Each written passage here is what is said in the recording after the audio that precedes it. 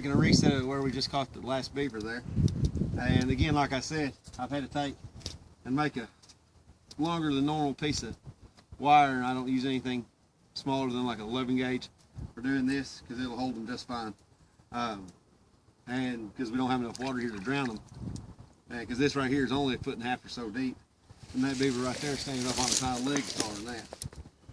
But what we're going to do is where we got it wired off to, we're fixing to take this stick here and we're going to, so we're going to stabilize our, we're going to get a difference.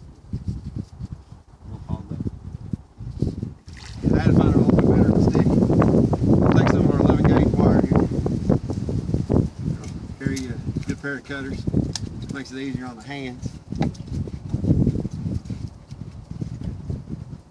We're gonna, I always suggest dropping that wire back in a pocket or you'll leave it in the water. Forget about it. Now, I've heard a lot of debate on the size of these loops. I've heard guys say 10, 11 inch loops, things like that. 10, 11 inch loop, all you're gonna end up with is beaver swimming through it.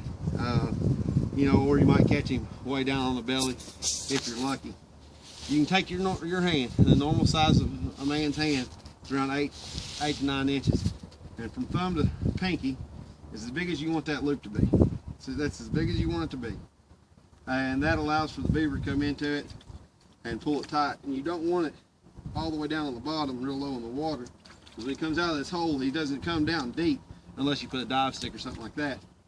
So you want this about 1.5 inches, 2 inches below the water level. Now we've busted a dam further up and this water level's gonna go up a little bit, so I'll set it accordingly. And well, what you do is we're gonna take this wire, we're gonna tighten it off onto this stick here.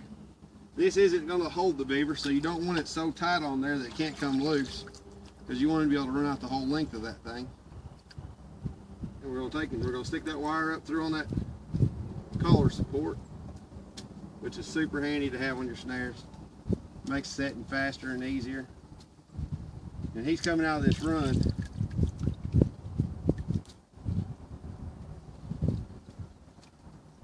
He's coming out of this run right here, and he'll come straight into this. You can take a few sticks and put guide sticks on it and things like that. But if they're coming in and out of this run on a regular basis, it's not really going to matter if you shove him in one spot or another. You can feel where he's got it worn out. And that one there that we caught was a big male. So we're going to go ahead and use a little more caster. And we're going to just throw it on up in there, make them wonder what's happening. He's got it all torn up right here, making it look good with activity and things like that. And